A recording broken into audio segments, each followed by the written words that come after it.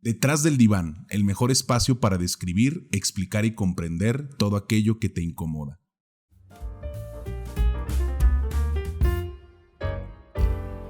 Nuestra jornada en salud mental y psicopatología da inicio con esta nuestra primera capacitación, la cual se titula La angustia como pandemia, pérdida, depresión y locura.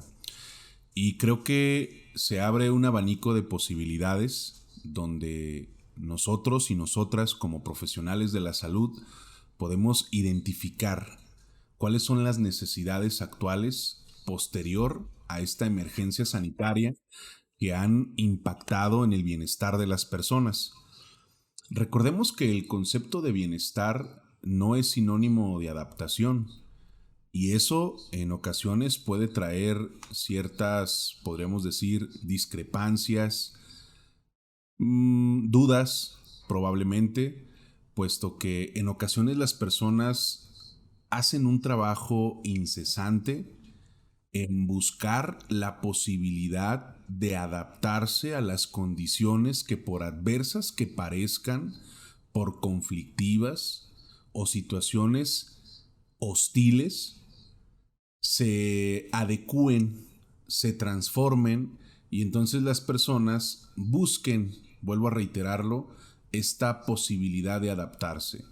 La adaptación no puede entenderse como sinónimo de bienestar, claro está, porque entonces nos comenzamos a familiarizar, comenzamos a rozarnos con un estilo de vida áspero, donde existen conflictos, donde existen sensaciones, por qué no decirlo, turbulentas, que evidentemente agotan nuestros recursos y que de una forma muy severa tiene un impacto en nuestro desarrollo, en nuestro estilo de vida y también en nuestra condición psicológica.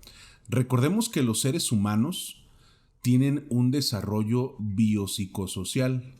Quiere decir que hay cambios físicos, hay cambios psicológicos, cognitivos, intelectuales, y las relaciones interpersonales que sostenemos con nuestro ambiente se vuelven importantes y trascendentes para comenzar a buscar esa estabilidad o plenitud que considero la mayoría de las personas desea en su vida. La angustia como pandemia es más que un título, un análisis, una invitación hacia una reflexión que tendríamos que hacer de manera permanente por todos estos retos que se encuentran frente a nosotras, frente a nosotros, para poder, podríamos decir, resolver a través de propuestas, métodos, estrategias que en este acompañamiento humano pueda ser posible el cambio en las personas. Y hablo de un cambio no como una simple metáfora donde lo tengamos que asimilar o discernir como un proceso mágico, como un proceso místico, como un proceso donde nada más el tener la actitud y la predisposición para que esto ocurra, suceda entonces.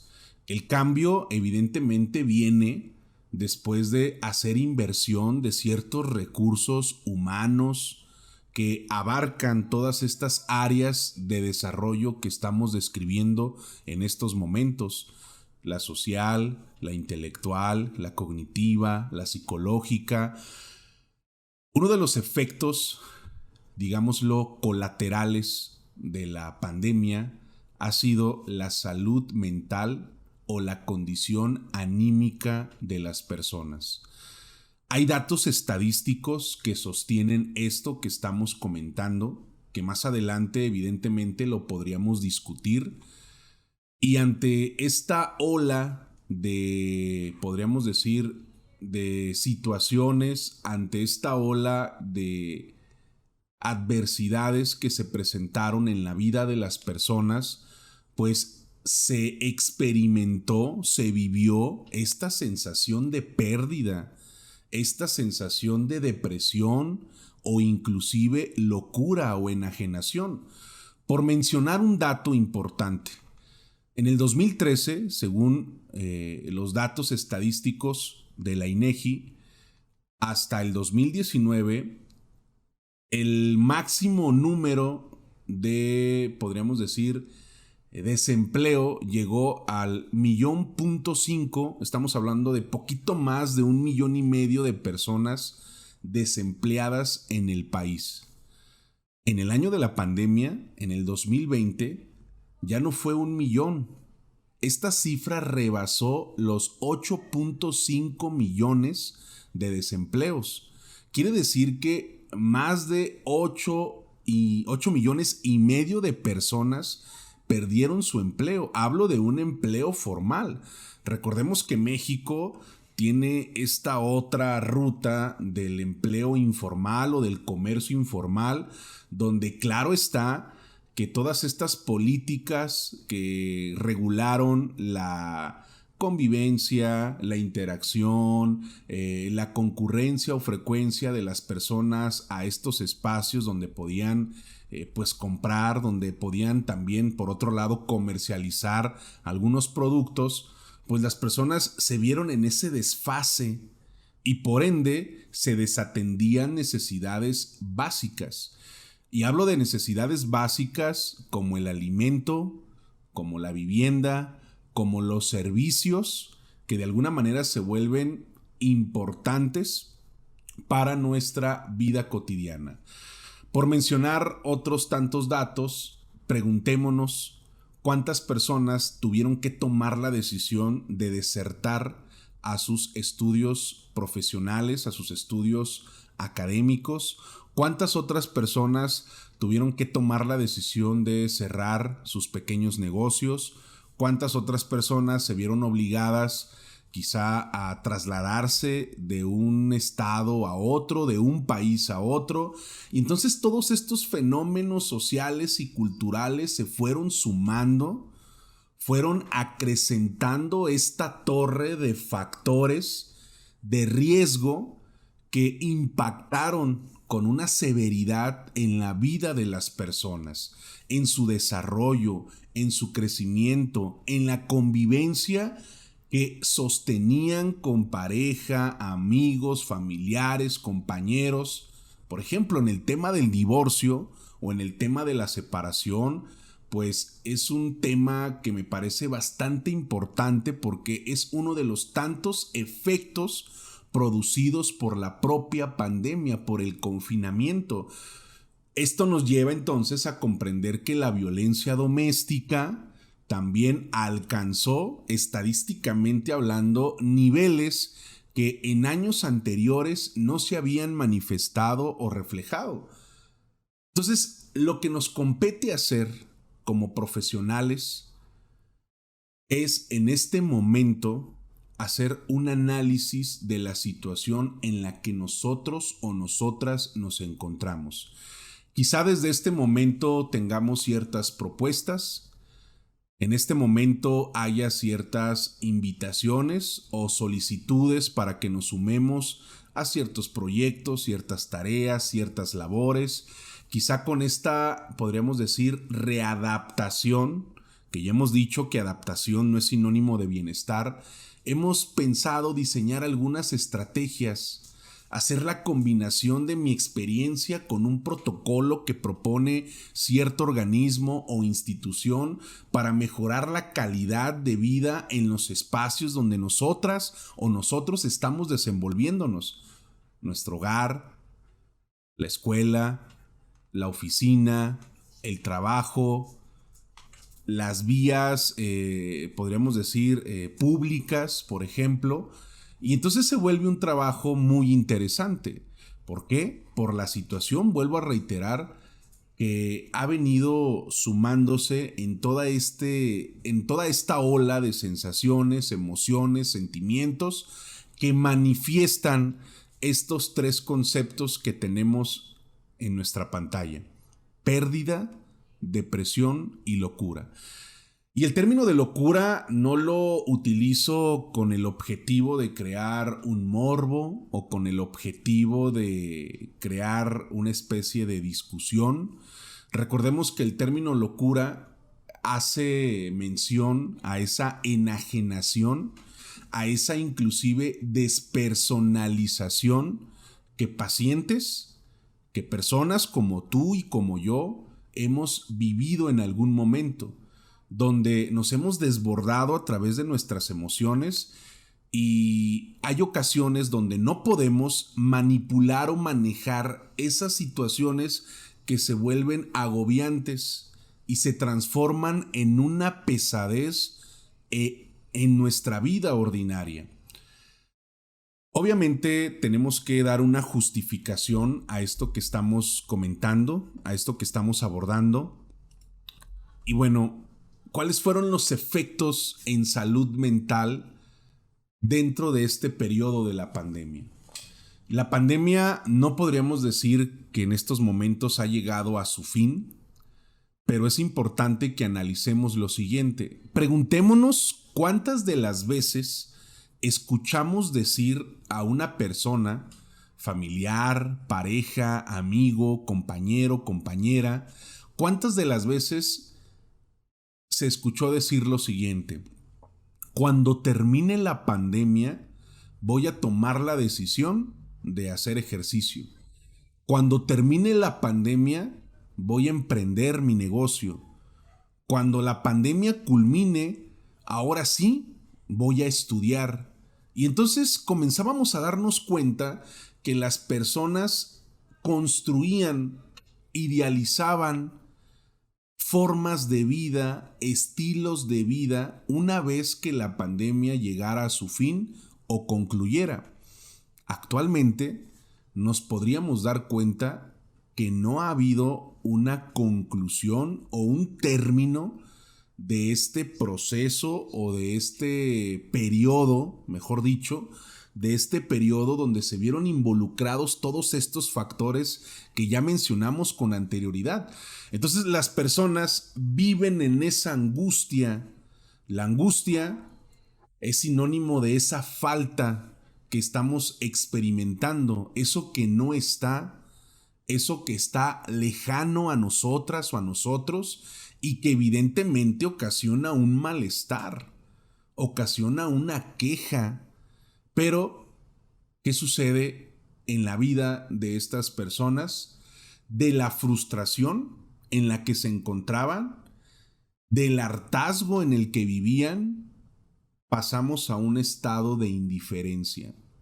O sea, pues bueno, creo que tengo que adaptarme a estas circunstancias que por hostiles y por agobiantes que parezcan, debo de seguir aquí.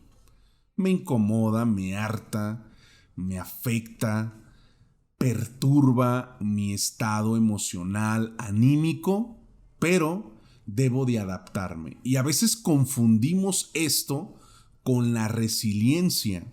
Es que estoy adaptándome, estoy en un lugar hostil, estoy en un espacio que pone en duda mi estabilidad emocional y entonces debo demostrarme resiliente. Una de las características principales de la resiliencia es la solución de los conflictos.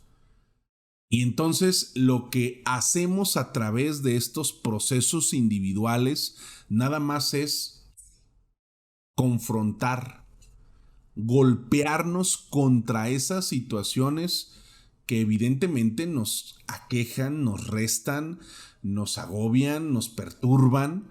Y creemos que eso se vuelve una dinámica donde es posible identificar la madurez y el estado emocional o inteligencia emocional que la persona tiene, el individuo tiene, para hacerse cargo de las problemáticas en su vida.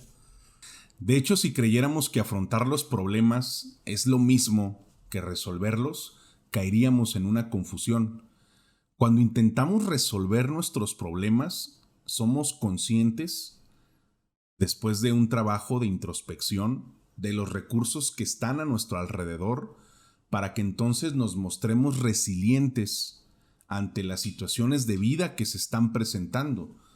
Porque lo que dista de estas dos posibilidades, afrontar problemas y resolver, en una esperamos las oportunidades y en la otra, cuando nos hacemos cargo, cuando la responsabilidad es de alguna manera nuestro sentido para poder crear una situación o un contexto donde nos desenvolvamos en bienestar, entonces las oportunidades las creamos, las diseñamos y eso hace de alguna manera relevante la resiliencia como un proceso humano o un trabajo individual, que como hombres y como mujeres, evidentemente teniendo un estilo de vida distinto, aspectos diferentes, oportunidades que probablemente alguien pudiera aprovechar de una mejor manera que otro o que otra,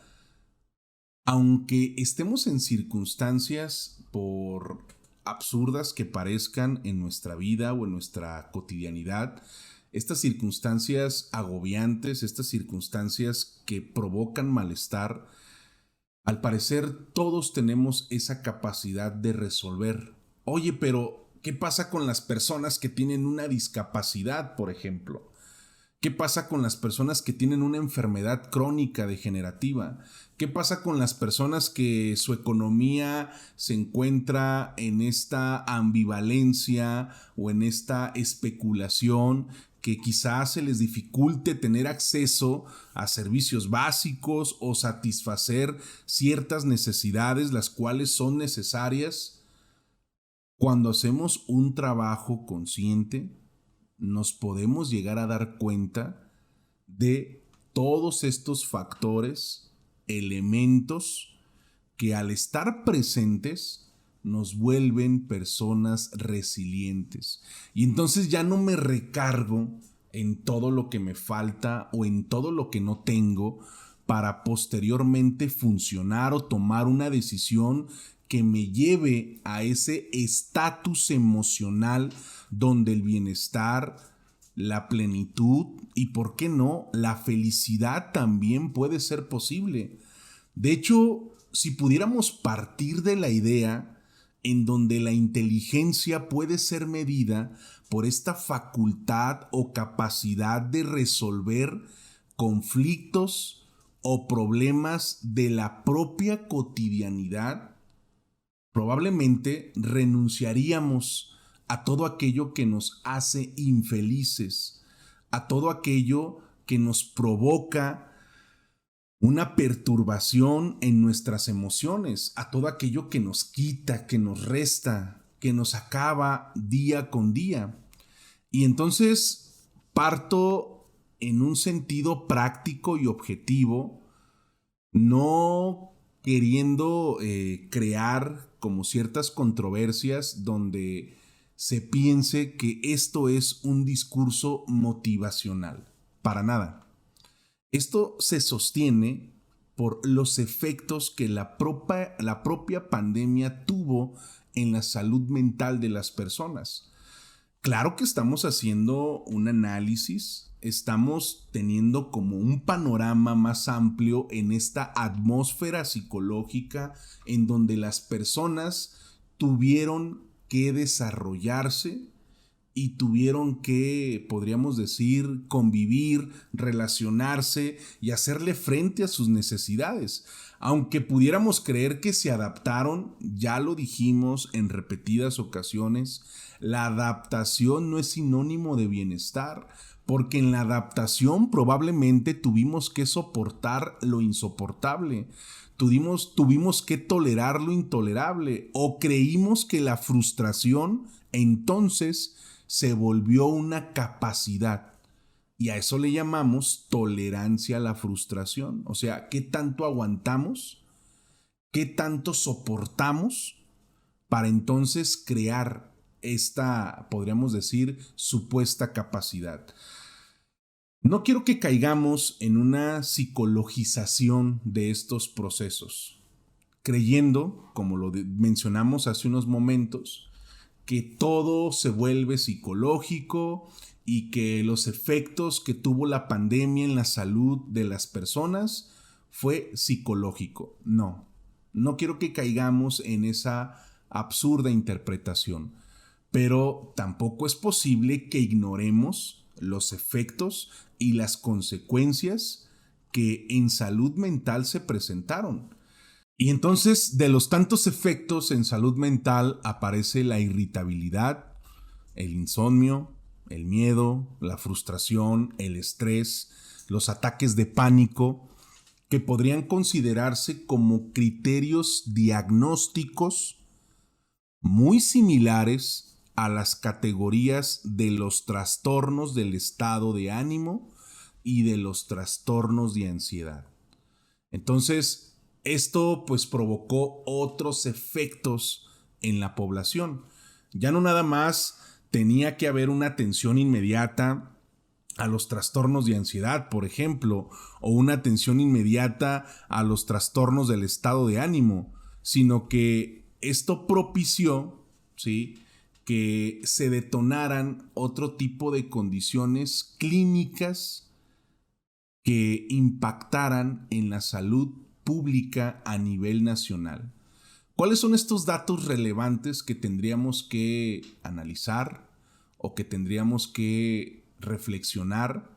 Pues bueno, estos que están en pantalla son los trastornos mentales que más afectan a los mexicanos, que habrán de, digámoslo, complementarse con una serie de datos estadísticos que estaré proyectando en la siguiente presentación, pero esto es para que de alguna forma nos podamos contextualizar un poquito en el hecho de decir que la salud mental no es un mito.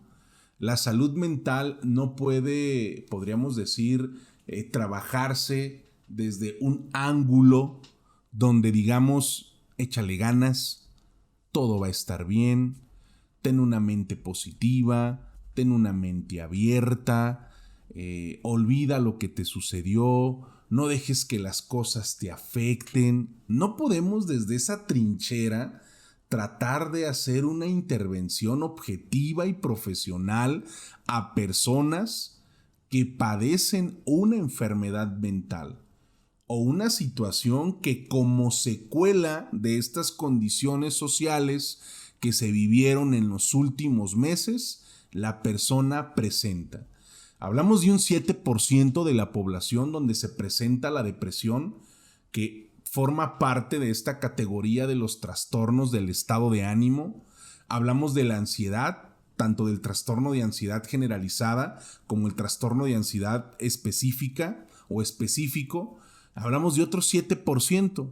Y asimismo podríamos mencionar la bipolaridad, los trastornos obsesivos y un porcentaje mínimo de la esquizofrenia.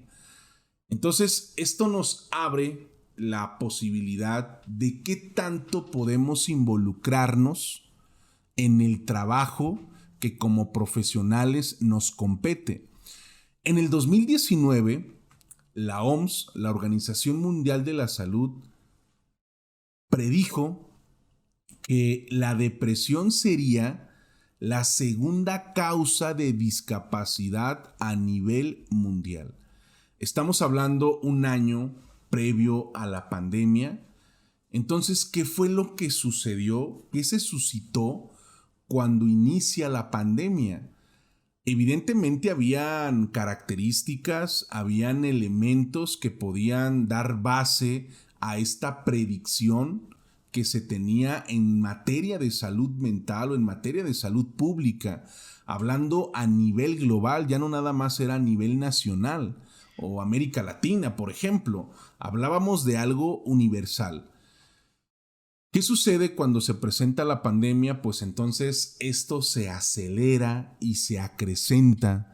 Ya no nada más eran los trastornos de ansiedad o los trastornos del estado de ánimo donde se manifiesta la depresión crónica, sino ya teníamos que hacer una intervención o un trabajo o acompañamiento con personas que tuvieron la experiencia de perder a un familiar cercano. Si no por COVID, por otro tipo de situaciones o circunstancias, pero que en ese momento había una vulnerabilidad. Se perdió el trabajo, se perdió quizá el negocio, hubo otro tipo de situaciones o factores que limitaban y que a manera de obstáculo privaban el propio desarrollo de las personas. Entonces, todos estos factores al acumularse, pues tenían que manifestarse de alguna manera en donde la salud mental de las personas se veía, ¿no? En ese, podríamos decir, vaivén, en esa, ¿cómo lo podríamos explicar? En esa circunstancia donde ya no podíamos tener acceso quizá a instituciones, ya no podíamos tener acceso a un acompañamiento, ¿no? Donde un profesional de la salud pudiera hacer una intervención objetiva. Con esto de las consultas en línea, por ejemplo, que comenzaron a solicitarse cada vez más. Entonces, ¿qué es lo que nos queda hacer en este momento a nosotras y a nosotros que como profesionales estamos haciendo dicho análisis? Lo podríamos sostener todo esto que estamos comentando con las estadísticas que a continuación les comparto. O sea, la pregunta de qué hacer tiene que responderse una vez que hagamos un análisis de estos datos estadísticos que se presentan.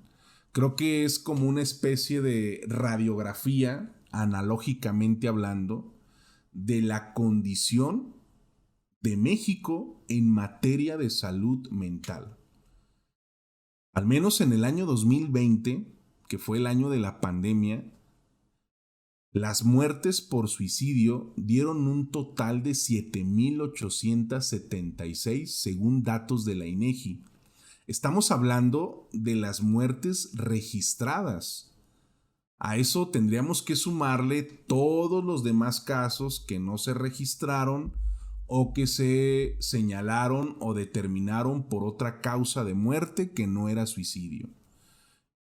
El suicidio en el país es la segunda causa de muerte, por encima inclusive de otras enfermedades, o de enfermedades, mejor dicho, de enfermedades crónicas. El tiempo promedio de retraso para el adecuado tratamiento de la depresión es de 8 años. Las personas pueden presentar un trastorno del estado de ánimo o inclusive también un trastorno de ansiedad, y el tiempo promedio puede extenderse hasta inclusive los 8 años para que la persona reciba un tratamiento. Quiere decir que pasan, pues sí, un tiempo muy interesante donde habrá otro tipo de secuelas o consecuencias. Por ejemplo, los trastornos del estado de ánimo, los trastornos de ansiedad, el uso y abuso de sustancias, vivir en un contexto de violencia, son factores de riesgo que se presentan como causas para la conducta o la tentativa suicida también. El 82,3% de la población que presenta un desorden mental no recibe ningún tipo de tratamiento o atención. Quiere decir, pues bueno, que más del 50% de las personas que presenta un desajuste emocional no se atiende por decisión propia, o las personas que buscan dicha atención, asesoría o acompañamiento no recibe atención ni mucho menos tratamiento. Evidentemente, si no hay un tratamiento psiquiátrico, farmacológico o este acompañamiento, pues no hay un diagnóstico. Entonces, hay un número de personas considerables, ¿sí?, que en esta situación que aqueja su bienestar, su vida cotidiana, sus actividades ordinarias, pues si no ha tomado la decisión de estar así, las condiciones sociales no le permiten mejorar su estilo de vida. 3 de cada 10 mexicanos presentan síntomas de ansiedad o depresión por COVID. Quiere decir que las personas que tuvieron COVID, pues de alguna manera la estadística en la cual nos estamos apoyando, pues presentarán síntomas relacionados con la ansiedad o con la depresión como parte de los efectos secundarios de COVID. Entonces, esto nos lleva a un punto de análisis, el cual tenemos también que discutir. Y bueno, pues partiendo de este punto, nos podemos contextualizar en el impacto psicológico del confinamiento, en el que a manera de lista puede hacerse esta descripción, donde de alguna manera se asemeja con los criterios clínicos que se familiarizan con algunos cuadros o categorías de trastornos o padecimientos mentales que se describen o señalan en el Manual Diagnóstico y Estadístico de los Trastornos Mentales. Evidentemente, estas descripciones que tenemos en pantalla no son un diagnóstico, sino son, como lo dijimos, características que pueden ser relevantes o trascendentes en algunos de los cuadros psicopatológicos que dicho manual describe o señala. Por ejemplo, la incertidumbre, estas sensaciones de vulnerabilidad y desesperanza, este intento de supervivencia, la ansiedad que como tal sí es un diagnóstico, pero recordemos que en la categorización de los trastornos de ansiedad no nada más podemos identificar este título tal cual, o sea, en la categoría existe, por ejemplo, el trastorno de ansiedad por separación, el trastorno de ansiedad generalizada, el trastorno de ansiedad específico. Las fobias están incluidas en dicha categoría. Entonces, esto nos puede abrir un abanico de, podríamos decir, opciones donde podríamos dar una explicación precisa con base al mal uso de los criterios clínicos, hablando, digámoslo, desde una perspectiva psicopatológica o desde la psicología clínica. ¿Por qué? Porque en ocasiones las personas pueden manifestar ansiedad cuando, en este momento estamos mencionando que la ansiedad es un diagnóstico, pueden manifestar, digámoslo, esta sensación, esta condición, y de alguna manera estar haciendo un trabajo que probablemente no les corresponde. ¿A qué me refiero con esto? El autodiagnóstico. Actualmente podemos ver a través de los medios de comunicación u otro tipo de, digámoslo, pues sí, medios que hacen esta labor, y digo labor entre comillas porque lo único que provocan es una desinformación que causa desinterés, angustia, agobio, confusión en las personas. Entonces, nos hemos dado cuenta que en la actualidad la ansiedad ha sido un término muy popular. Tengo hambre, siento ansiedad. Tengo sueño, siento ansiedad. No puedo dormir, siento ansiedad o tengo ansiedad.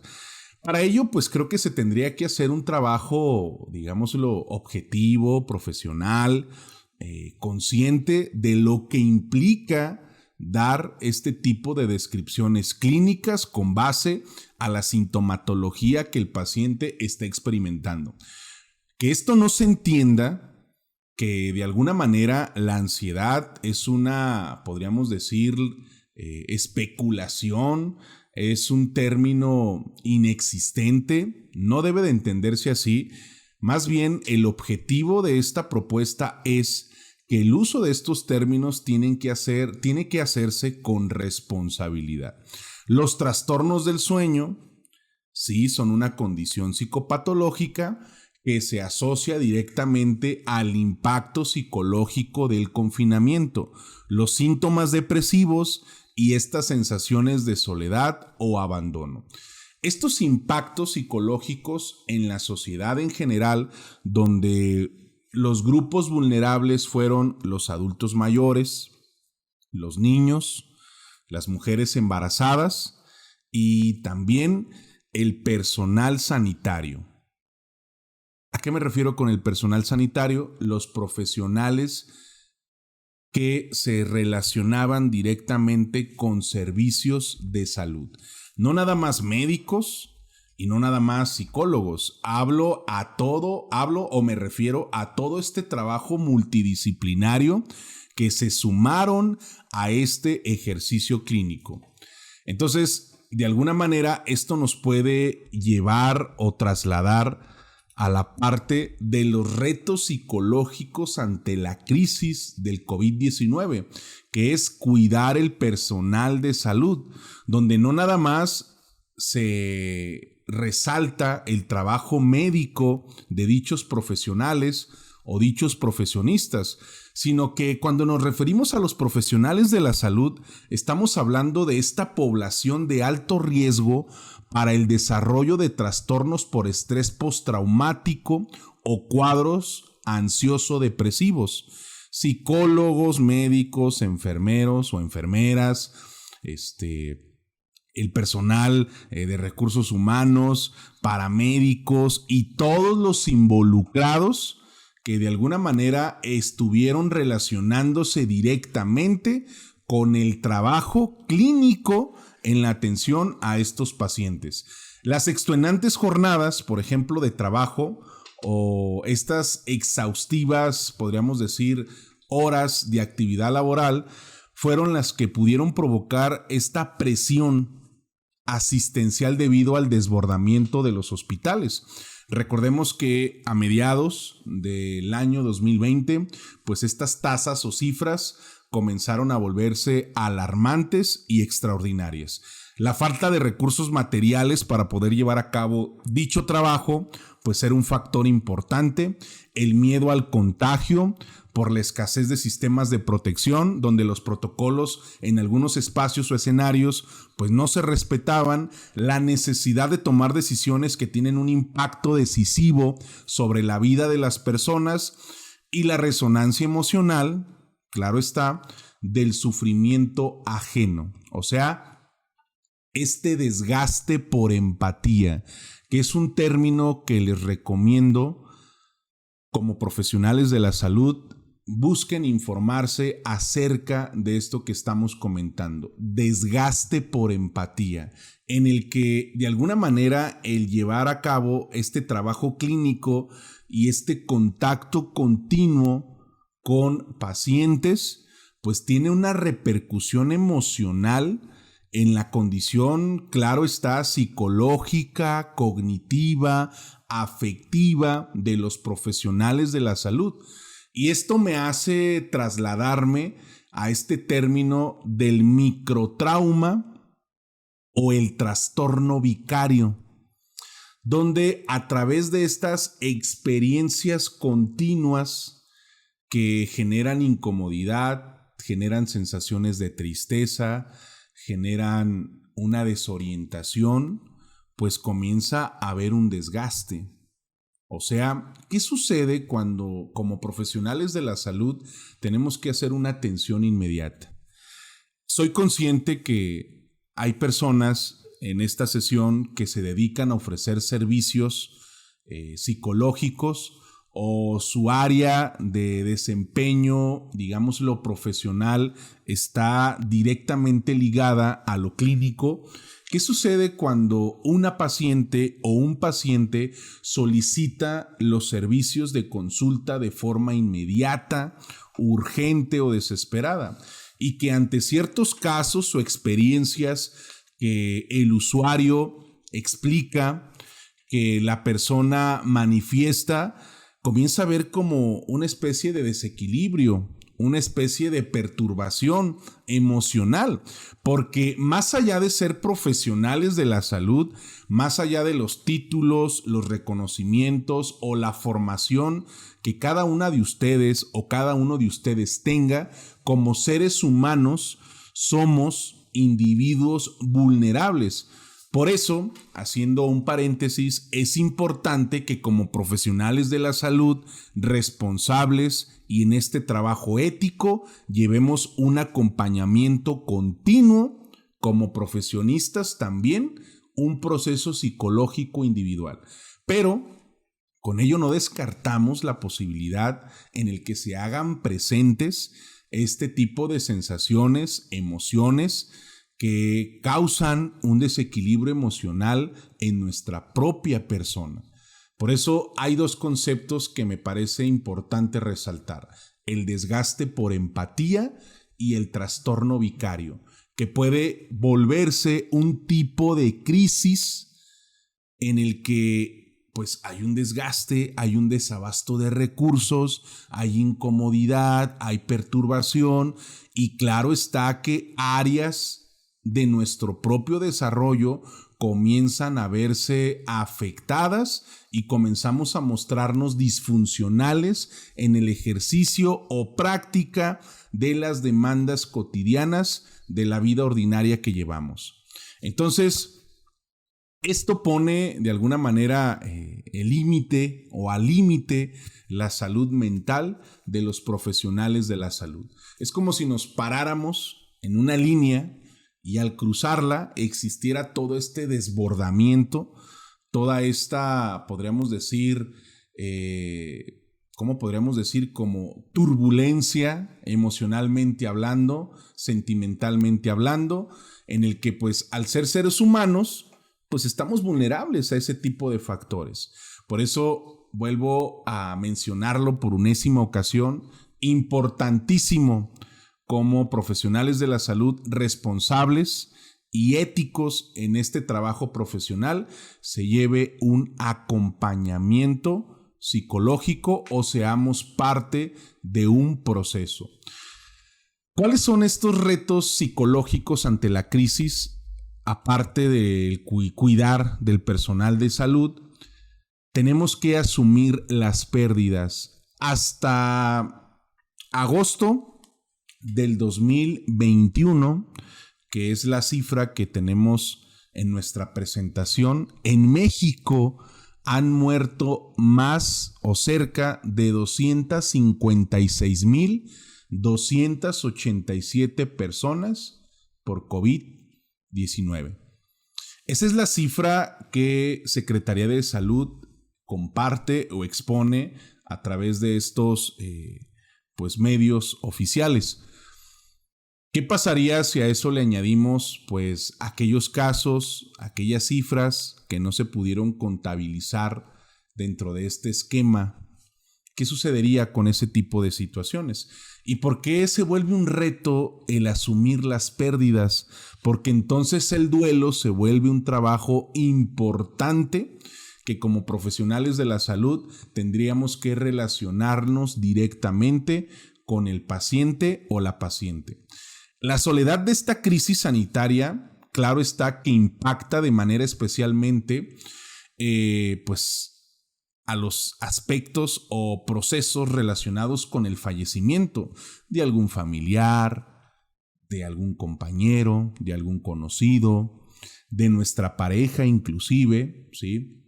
Debido a que los enfermos o las personas que estaban contagiadas y fallecieron por la situación que estamos mencionando, por COVID-19, pues ¿qué podríamos decir? Son aislados en los hospitales o en las instituciones que atendían dichas demandas. Y entonces cuando fallecen, ¿qué sucede? Pues los familiares, amigos, compañeros, conocidos no pueden despedirse de esa persona. Cuando esta parte se vuelve importantísima en el trabajo del duelo, en la aceptación de la pérdida. ¿Y eso qué va a ocasionar? Pues esta situación hay que añadir que el procedimiento de manejo de las personas que fallecieron no permite velar al muerto y por supuesto tampoco permite celebrar funerales. Y recuerden que el funeral como rito dentro del trabajo del duelo es sumamente sustancial y trascendente para que este proceso, al aceptarse, pueda vivirse de una forma saludable. No estoy diciendo que no vaya a existir un dolor, pero es muy distinto vivir la experiencia del duelo de una forma saludable a que este duelo se torne patológico, adverso o anormal. Esta situación dificulta mucho el proceso de elaboración de un duelo, porque no hay esta etapa de despedirse de mi ser querido, de mi pareja, de mi hijo, de mi padre, de mi abuelo, de mi compañero, de mi amigo, de mi conocido. Y entonces, ¿qué sucede con ello? Pues comienza a estropear, a limitar este proceso. Entonces, ahí hay una oportunidad importantísima para que el trabajo clínico que como psicólogos, como psicólogas, como profesionales de la salud pueda hacerse de forma inmediata, objetiva, profesional y responsable. O sea, podríamos decir que es una de las necesidades actuales que podrá provocar a corto plazo una manifestación clínica relacionada directamente con los trastornos de ansiedad o los trastornos del estado de ánimo. Entonces, podríamos concluir con la idea que a través de la psicoeducación podemos desarrollar la resiliencia en aquellas personas que se han visto afectadas y que de alguna manera se encuentran en un estado vulnerable en la mayoría de áreas de su vida. No nada más hablando de lo psicológico o emocional, sino inclusive lo físico, lo laboral, lo financiero, lo familiar, lo sexual también. Recordemos que la resiliencia como término, más allá de afrontar los problemas, más allá de hacerle frente a estas vicisitudes o conflictos que se presentan en nuestra vida diaria, es poder buscar aquellos elementos o aquellos, podríamos decir, recursos que nos permiten dar solución a las situaciones que vienen a generar cierto disturbio, cierto vaivén, que hacen que nuestras áreas de nuestro desarrollo no estén en una armonía. Entonces, hemos quizá escuchado por algunas otras referencias, por algunos otros medios, que la resiliencia se vuelve este trabajo en donde los recursos que yo tengo los exploto o los utilizo para entonces proponer soluciones y más allá de preocuparme, ocuparme en aquellas circunstancias de vida que están frenando o limitando mi desarrollo.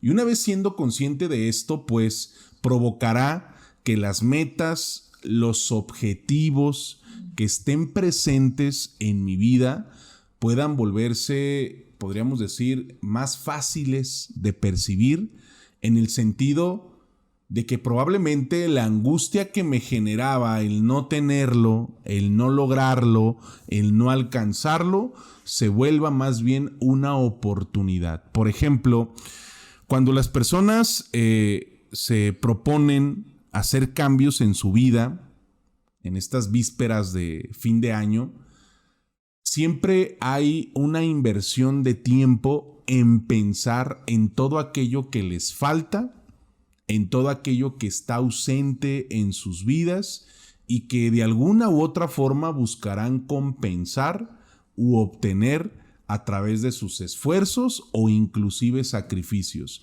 Y esto provocará un desgaste que a corto o a mediano plazo habrá un autosabotaje. Por ejemplo, pensemos en lo siguiente, un tema tan típico quizá o tan común, donde la persona se dispone a cambiar sus hábitos alimenticios o la persona se dispone a hacer ejercicio, por ejemplo. Regularmente el análisis que se hace de forma inmediata es todo lo que me falta, todo lo que no tengo y con base a eso, todo lo que debo de hacer. Debo quizá de levantarme temprano, debo de comenzar a comer pues ciertos alimentos, debo de comenzar a llevar a la práctica ciertos hábitos. Pensemos que todas nuestras actividades, que todas nuestras tareas que se reducen o resumen en nuestro día, es como un compendio de tareas o labores. Entonces, en ese compendio lo que estamos haciendo es sumarle o echarle más. Entonces, las actividades que se aglomeren podrán resultar tan inmensas, tan incalculables que en esa saturación renunciaremos en un plazo muy corto. Entonces, ¿qué pasaría si esa dinámica la comenzamos a llevar más allá de qué debo de hacer, qué puedo comenzar a dejar de hacer? Recargándonos en el ejemplo que decíamos, modificar mis hábitos en mi alimentación o quizá modificar mi rutina de actividad física. ¿Qué tengo que hacer? Y entonces comienzo con todo ese listado que se vuelve innumerable, incalculable. Resulta agobiante pensar en todas esas tareas y actividades a las cuales tengo que hacerle frente en mi rutina de mi día a día. Y por ello, pues renunciamos. Llega un momento donde nos vemos cansados, agotados, fastidiados, y el tedio crónico se sobrepone, ¿sí?, en nuestra vida cotidiana.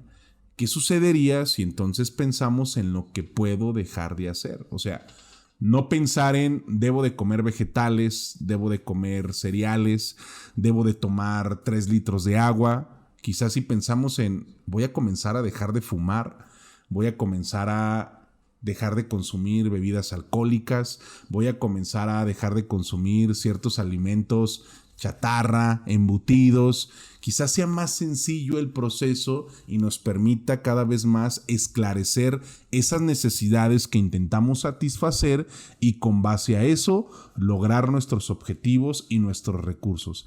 La resiliencia no se trata de soportar, no nos confundamos, tampoco se trata de aguantar, tampoco se trata de que ignoremos las circunstancias que nos agobian o nos afectan. Si yo vivo en un contexto familiar donde hay circunstancias de vida que ya me han llevado al hartazgo, ya me han llevado a la frustración, ya me han llevado a la incomodidad, al desgaste, no quiere decir que si estoy en ese espacio por más tiempo, no quiere decir que me estoy mostrando resiliente. La resiliencia tendría un vínculo muy íntimo entonces con proponer o diseñar oportunidades que me permitan terminar con dicha situación, porque en ocasiones una de las manifestaciones o motivos de consulta de las personas que buscan un proceso terapéutico es que quiero familiarizarme con estas situaciones de vida que me aquejan, que me agobian. Quiero saber cómo sobrellevar a mi pareja alcohólica. Quiero saber cómo sobrellevar a mi familia, que es, digámoslo, un factor importante para mi desgaste, para mi frustración, para mi estancamiento. Quiero saber cómo debo de sobrellevar o cómo debo de manejar las actitudes o comportamientos de esa persona que convive conmigo regularmente o frecuentemente e implica un desgaste en mi vida personal. No se trata de sobrellevar, no se trata de aguantar, no se trata de buscar maneras o métodos para manejar esas situaciones conflictivas. El objetivo es terminar con esas relaciones enfermas, con esas relaciones insalubres, con esas actitudes que de alguna manera nos limitan. Analógicamente, les extiendo una invitación para que pensemos en 3 situaciones distintas. Piensen en una persona que se encuentra en un pozo, en una fosa, y no decide salir. La persona decide quedarse ahí simplemente porque no le interesa estar fuera de esa fosa o fuera de ese pozo. En la otra condición, esa persona espera a que la saquen de esa fosa o de ese pozo. En la segunda condición, perdón. Y en la tercera condición, la persona, de alguna manera, ¿sí?, espera que se metan a esa fosa o a ese hoyo con ella o con él. Si se dan cuenta, las 3 descripciones que acabamos de dar, una no quiere salir, no le interesa, a la otra espera que la saquen y a la tercera espera que se metan al hoyo con ella. Ninguna de las 3 situaciones se relaciona con una actitud responsable y activa donde nos enfoquemos en esta búsqueda de lograr hacer conscientes de lo que sí tengo, de lo que sí puedo, para comenzar a hacer cambios. De hecho, si en este momento hiciéramos un ejercicio de forma inmediata, piensen en un objetivo, en una meta que quisieran concretar, a corto, a mediano o a largo plazo. Y probablemente el listado de todo aquello que les falte se vuelva amplio. Me falta esto otro, me falta aquello, necesito algo más.